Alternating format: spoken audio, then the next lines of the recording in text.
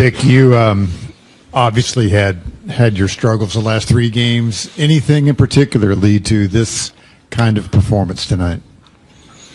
Nah. Just went out there and played. Did everything with confidence. Didn't overthink it. Just played, read, and react.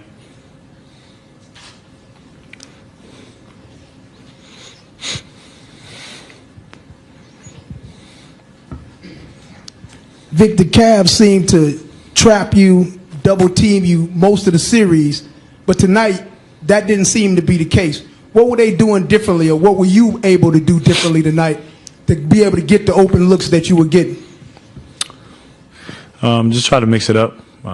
Everything didn't have to be a pick and roll. Just try to find my spots and credit my teammates. They played phenomenal today, especially defensively, and we did a great job just moving the ball and finding one another, and we were together on both ends of the floor, and that was huge.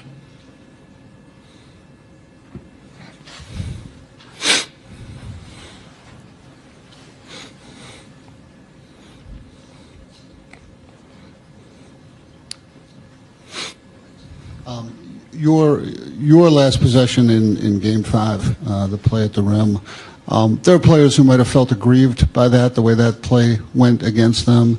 I'm just curious, where did you carry that over the last 48 hours, and did that play a role in how you played tonight?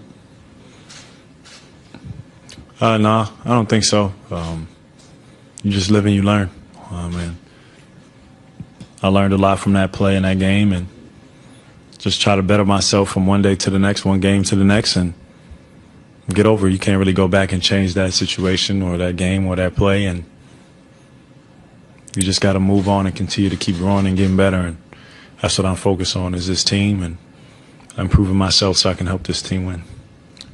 What have you guys done so effectively for this entire series to minimize Kevin Love's impact? Obviously, he's a big part of that team, and he's shooting like 33% in the series. Is there anything you guys are doing specifically against him? We just defended him, trying to make it tough for him. Thad Young is doing a great job on him, just a great job in general, defensively guarding all kind of players, everybody pretty much, and we're just playing hard. Victor, you guys beat them 3 times in the regular season. You've beaten them 3 times in this series. 2 games you lost were very close. What's your confidence level against these guys right now? I believe we were confident even before the series started, and we're still confident now. Game 7, we know it's going to be a hostile environment. We know it's going to be very emotional, but we're looking forward to the challenge. Vic, given the struggles you had in the last 3 games, did seeing that first one drop about 90 seconds in, that first 3-pointer you took, did that help get you going? I mean, because you followed that very quickly with a series of threes on top of that. I made my first shot in a couple of those games. I didn't play well either. So I just try to stay in the moment. One shot really doesn't dictate the other ones. One play really doesn't dictate the other ones. I just stay in the moment and play that possession with everything I have in me and continue to do that and try to do it for 48 minutes. Vic, you guys have had some tough losses in this series, but bounced back from every one of them. How do you explain the resilience of this team to be able to kind of put whatever happened behind it and play well the next time out? I think you credit everybody on the team, everybody in that locker room. It's great men that I play with. They're not only great basketball players, but they're great men of high character who have been resilient not only on the court but off the court as well. And they're just applying it to the game. And all of us, when we get together, it could be something special. And we're just trying to continue to stay together through it all. Vic, you mentioned a little while ago that you learned something from that last play in Game 5, and Nate said before the game that he had told you got to dunk that. Tonight, you took it hard a couple times and dunked or tried to dunk. Did you take a more aggressive mindset into this one? Just made the play that's there, whatever play it is. Whatever play it may be, that's what play I'm trying to make. So just trying to do whatever I can, whatever I need to do to help this team win. So if it means I got to go finish strong, I'm going to go try and finish strong. Vic, you guys have talked a lot about next game, next game. You obviously use that mantra to prepare yourselves for tonight, not let that loss hang over into this game. Is there anything you can take from what you used in terms of preparation the last 48 hours for tonight to make sure that you don't let this game, obstruct your focus for the winner-take-all Game 7?